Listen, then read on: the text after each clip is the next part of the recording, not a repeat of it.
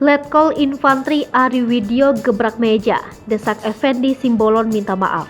Beredar sebuah video Dandim 623 Cilegon Letnan Kolonel Infantri Ari Widyo yang menunjukkan ia menggebrak meja, tak terima dengan pernyataan anggota DPR RI Effendi Simbolon. Kau Effendi Simbolon melukai kami, prajurit TNI. Kau adu domba pimpinan kami. Kau adu domba TNI, kami, seluruh prajurit Kodim 0623 Cilegon, sakit hati.